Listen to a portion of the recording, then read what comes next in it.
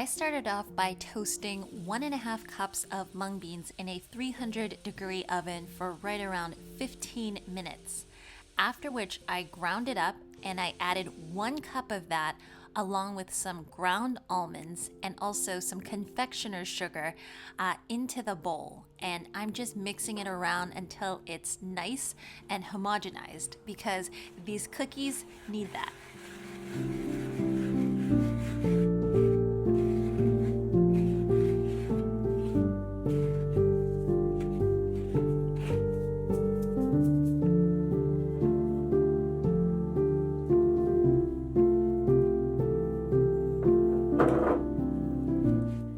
Next, I added about 6 tablespoons of shortening, or you can do coconut oil if you don't mind the flavor.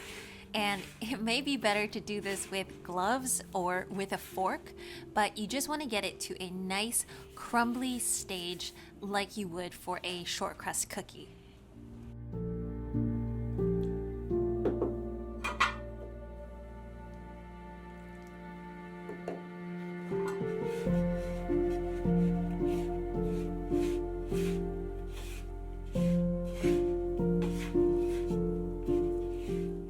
This is the part where you can go a little crazy. I have a teaspoon of water along with 2 tablespoons of almond extract because I like my almond cookies to be very almondy.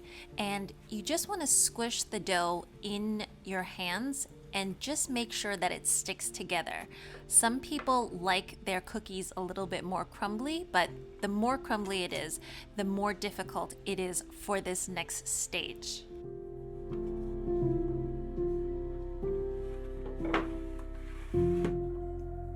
So I'm showing you some of these cookie molds right now. The wooden ones, very hard to use. So I'm going to include a link to the plastic ones down below. It's just so much easier when it comes to more detailed pieces.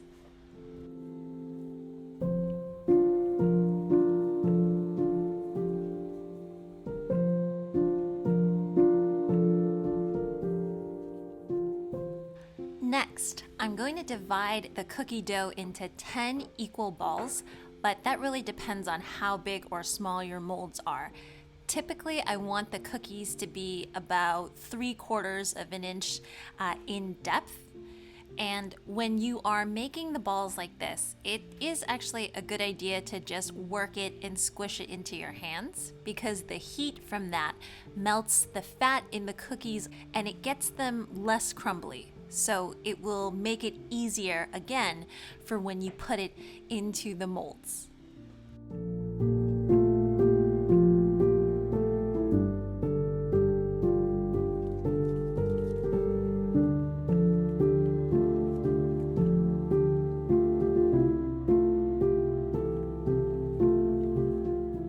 So we're gonna take the leftover mung bean flour, and you can use rice flour for this if you want, and you're going to roll every single one of those balls in here because the details on the cookie molds are so intricate that if you give these cookies a chance to stick, they absolutely will. So this will protect you against that.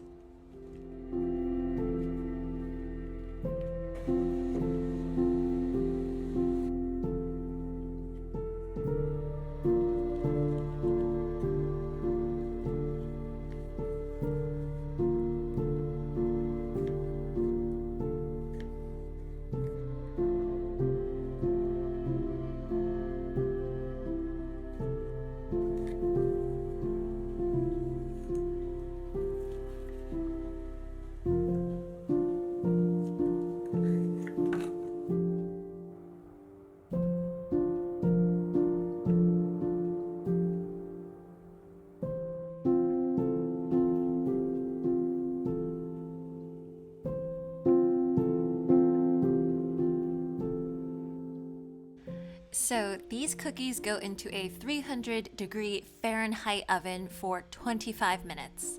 And I think I made the mistake of flipping them around during mid-time. And I think that made them crack a little bit more.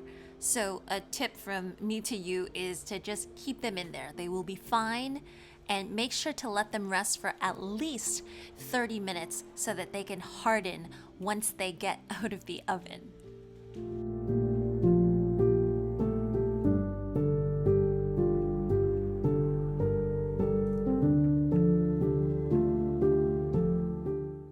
These cookies are so almondy and so crumbly. So if you're into short type of cookies, then these ones are going to definitely be for you.